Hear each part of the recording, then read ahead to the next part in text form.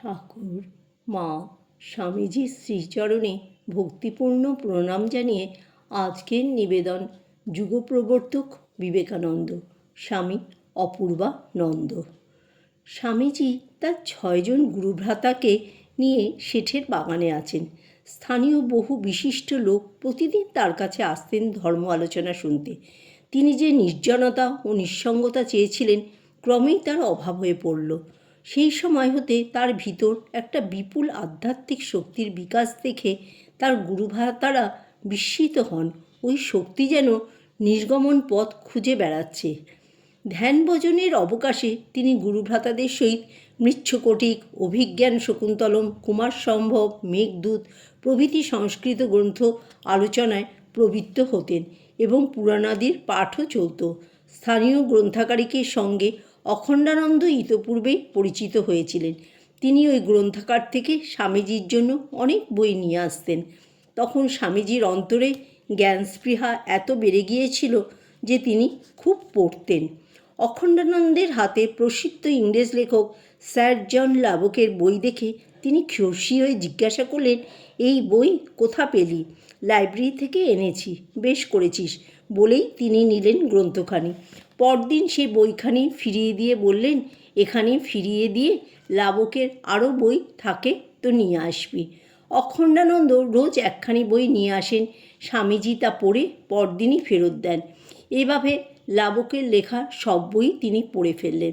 রোজই লাবকের একখানি বই নিয়ে যাচ্ছে আবার পরদিনই ফেরত দিচ্ছে দেখে গ্রন্থাগারিকের কৌতূহল হলো। তিনি জিজ্ঞাসা করলেন, কি ব্যাপার, রোজই বই নিয়ে যাচ্ছেন আবার পরদিনই ফেরত দিচ্ছেন, কেন নেন এত বই? অখণ্ডানন্দ বললেন সোৎসাহে, স্বামীজির জন্য বই নিচ্ছি, তিনি পড়েন। তাও কি সম্ভব একদিনেই লাবকের একখানি বই পড়ে ফেলা? একটু ব্যঙ্গ স্বরেই বললেন গ্রন্থাগারিক। অখণ্ডানন্দের মুখে ওই কথা শুনে স্বামীজি নিজেই গেলেন লাইব্রেরিয়ানের সঙ্গে দেখা করতে।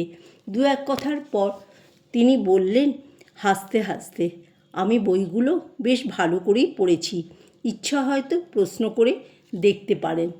লাইব্রেরিয়ান তখন কৌতূহল হলো।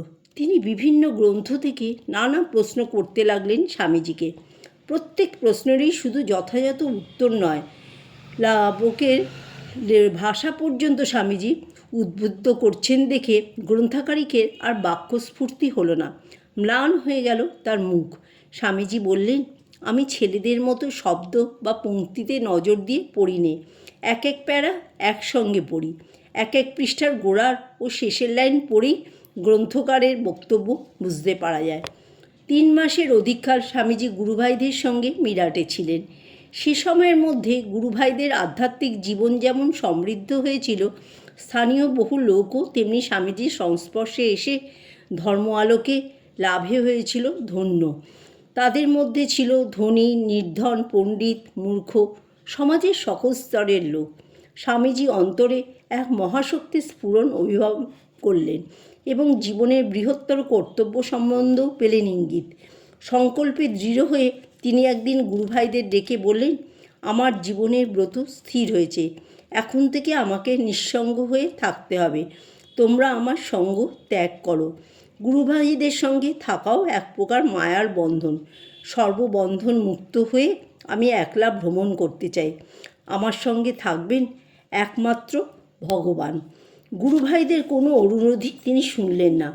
1891 খ্রিস্টাব্দের জানুয়ারির শেষের দিকে তিনি একাকী বেরিয়ে পড়লেন। ভারতের অগণিত জনসমুদ্রের মধ্যে মিশে গেলেন তিনি। শত শত সন্ন্যাসীর মতো তিনিও কাষায় বস্ত্র পরিহিত একজন সন্ন্যাসী মাত্র। 2 বৎসরের অধিককাল তিনি একাকী ভ্রমণ করতে লাগলেন। ভারতের ধূলিকণার মধ্যে তার পদচিহ্ন বিলীন হয়ে গেল। কখনো গ্রামে, কখনো শহরে, ধনীর গৃহে, আবার দরিদ্রের কুটিরে, বৃক্ষতলে, দেবদেউলে, কখনো বর্ণশ্রেষ্ঠ ব্রাহ্মণের সম্মানিত অতিথি, আবার কখনো বা অস্পৃশ্যদের ধন্য করবার জন্য তাদের সুখ দুঃখের ভাগী। রাজা মহারাজদের প্রাসাদে গণ্যমান্য সন্ন্যাসী গুরুরূপে উচ্ছ্বাসনে বসেছেন। রাজারা তার পদসেবা করেন। তাদের ভোগ বিলাসমত্ত প্রাণে তিনি জেলে দেন জ্ঞানের বর্তিকা। সংসারের অনিত্যত্ব বোধ এবং ভূমানন্দে প্রতিষ্ঠিত হবার আকাঙ্ক্ষা তাদের সুপ্ত হৃদয়ে উদ্বুদ্ধ করেন জনসেবার চেতনা। আবার তাকে দেখতে পাই আর্তনিপীড়িতের বন্ধুরূপে বেদনাবিধুর প্রাণে তাদের সেবায় ব্রতী। দিনের দিন মহাভারতের বাস্তব রূপ তার অন্তরে উদ্ভাসিত হয়ে উঠল। তিনি দেখলেন মানুষের ভিতর আত্মা কিভাবে বিক্ষুব্ধ ও ক্লিষ্ট হয়ে আছেন। ভারতের জনসাধারণের করুণ আর্তনাদ তার মর্মকে আলোড়িত করল। আহা, তারা কত নিরুপায়! মিরাট পরিত্যাগ করে স্বামীজি এলেন দিল্লিতে। দিল্লির স্মৃতির সঙ্গে কত উত্থান পতনের ইতিহাস জড়িত। বিবিদিশানন্দ নাম নিয়ে কয়েকদিন ঘুরে ঘুরে দেখলেন। প্রাচীন ঐতিহ্যের মধ্যে তার মন ডুবে গেল। দিন কতক রইলেন শ্যামদাস শেঠের বাগানে। অনেক লোক আসতে লাগলো তার কাছে। চারিদিকে রটে গেল মহাপণ্ডিত ইংরেজি জানা এক সাধু এসেছেন। যে আলাপ করে সেই মুগ্ধ হয়। তার অগাধ পাণ্ডিত্য ও গভীর জ্ঞান সকলকে স্তম্ভিত করে। অখণ্ডানন্দ প্রভৃতি কয়েকজন গুরুভাই তাকে অনুসরণ করে দিল্লিতে এসে হাজির। স্বামীজি তাদের দেখেই বিরক্তি প্রকাশ করে বললেন, তোমরা আবার এখানে এসে জুটলে? তবু একসঙ্গে রইলেন কয়েকদিন।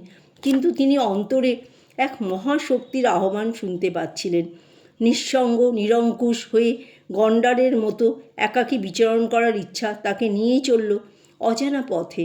ভাবী বিবেকানন্দ গড়ে ওঠার পক্ষে এর বিশেষ প্রয়োজন ছিল। গুরুভাইদের বললেন, তোমরা ধ্যান ভজনে ডুবে যাও, বৃথা আমার সঙ্গে এসো না। আমাকে একলা থাকতে দাও। আমার অন্তর তাই চাইছে। আমি প্রকৃত ভারতের সঙ্গে পরিচিত হতে চাই। বিবেকের ডাকে আমি সাড়া দিয়েছি। জয় ঠাকুর, জয় মা, জয় স্বামীজি।